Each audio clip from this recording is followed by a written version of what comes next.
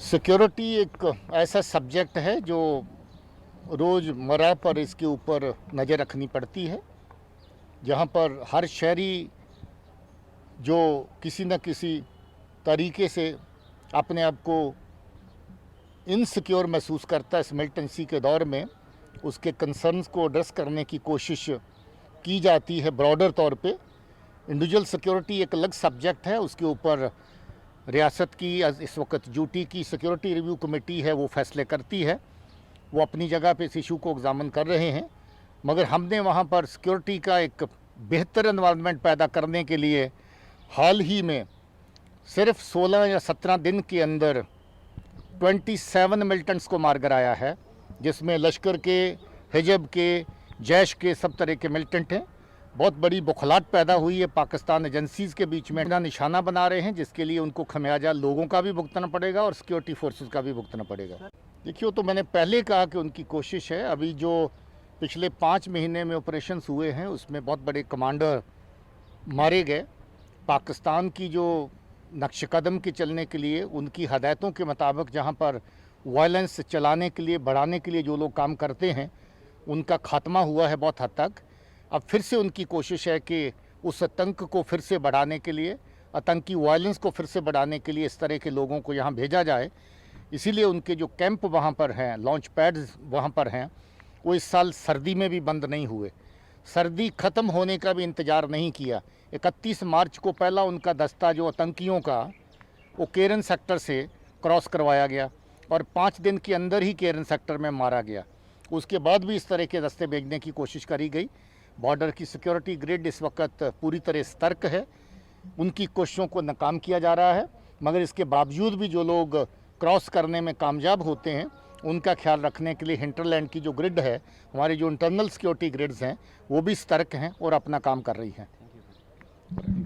का जो विजिट जहां डोडा ज़िला का रहा, ये यहाँ की जो सिक्योरिटी और लॉ एंड ऑर्डर के हालात और इसके साथ साथ जो अभी कोविड-19 के चलते जो हालात अलग अलग ज़िलों के हैं, उनका जायज़ा लेने के लिए था। हमने तमाम जो अपने ऑफिसर्स हैं ज़िला में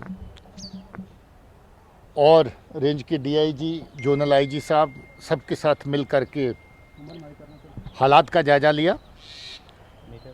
और मुझे ये बताते हुए खुशी हो रही है कि डोडा का ज़िला फिर से लगभग मिलिटेंसी से मुक्त होने के करीब पहुंच गया है।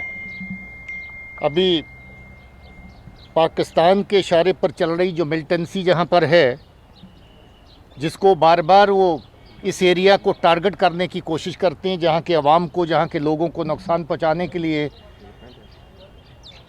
मिलिटेंसी का जाल फिर से बसाना चाहते हैं यहाँ पर, उस पे जहाँ की सिक्योरिटी ग्रिड जो लोकल एरिया की है, वो बड़ी मजबूत है। आप जानते हैं किश्तवाड़ ज़िला में मिलिटेंसी के ख़िलाफ़ बड़े कामयाब ऑपरेशन हुए और इसके पैरेलल डोडा ज़िले में भी जितने बचे हुए जो आतंकी अभी तक जो लोगों को जहाँ पर अपने निशाने पे ले रहे थे, उनका सफाया हुआ है। एक मिलिटेंट सिर्फ बचा इस ज़िले का, जिसके लिए फोर्सेस तत्पर हैं, पुलिस लगी हुई है और मैं समझता हूँ कि वो वक्त दूर नहीं है जब डोडा ज़िला पूरी तरह से फिर से मिलिटेंसी से मुक्त हो जाएगा। मगर हम ये भी समझते हैं कि इसके बाद भी जो पाकिस्तान नवाज जो फोर्सेस हैं, एजेंसीज़ हैं, जो बार बार वहाँ से दरअंदाजी करवा के टेररिस्ट को इस तरफ भिजवाती हैं, उनकी कोशिशें बंद नहीं होंगी। उन कोशिशों को नाकाम करने का सिलसिला बराबर जारी रखना पड़ेगा। हाल ही में आप जानते हैं कि राजौरी, पुंछ के एरिया से 2-3 आतंकियों के ग्रुप पाकिस्तान की तरफ से इस तरफ भेजे गए। एक ग्रुप एलसी के ऊपर ही आर्मी के साथ इनकाउंटर में मारा गया। दूसरा आतंकी जो पार आ चुका था, वो दोबारा एक इनकाउंटर में मारा गया। आईबी के सेक्टर का इस्तेमाल बार बार करने की कोशिशें हो रही हैं और आपको याद होगा कि नगरोटा में बहुत बड़ा इनकाउंटर हुआ था, जिसमें उसी रोज़ सुबह आईबी सेक्टर से मिलिटेंट का ग्रुप जो जैश ए मोहम्मद का क्रॉस करके इस तरफ आया था। उनकी कोशिश रहती है कि जहाँ का अमन-ओ-अमान जो इस खित्ते में पैदा हुआ है, जो लोगों ने चैन की सांस ली है, आपसी भाईचारा जहां पर पहले से फिर बेहतर हुआ, सुधरा है, लोग अपने काम पर फिर से गामजन हैं, लगे हुए हैं, उसको ख़राब करने की कोशिश बार बार पार से होती है। मुझे उम्मीद है कि ये टीम जो सिक्योरिटी की जो ऑफिसर और इनके जो फोर्सेस जिनको ये कमांड करते हैं वो अच्छे तरीके से अपने काम को जारी रखेंगे।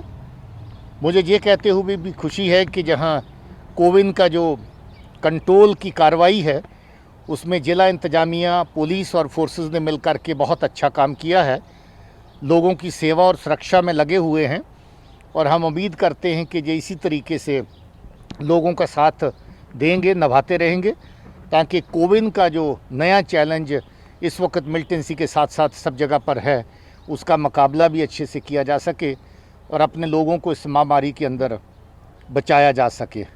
ओवरऑल जो हालात जहां पर लॉ एंड ऑर्डर के हैं, इसमें पुलिस, सिविल इंतजामिया, फोर्सेस ने बहुत अच्छा काम किया है।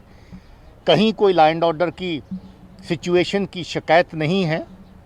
लोग अच्छे से अपना काम कारोबार में लगे हैं, काम कर रहे हैं, अपनी ज़िंदगी बसर कर रहे हैं और तरक्याती कामों की तरफ भी लोकल एडमिनिस्ट्रेशन जो है अपना ध्यान जो है वो दे रही है और कोशिश कर रही है कि इसको और तेज़ किया जाए और लोगों की सुख सुविधाओं को और बेहतर किया जाए। सर, ये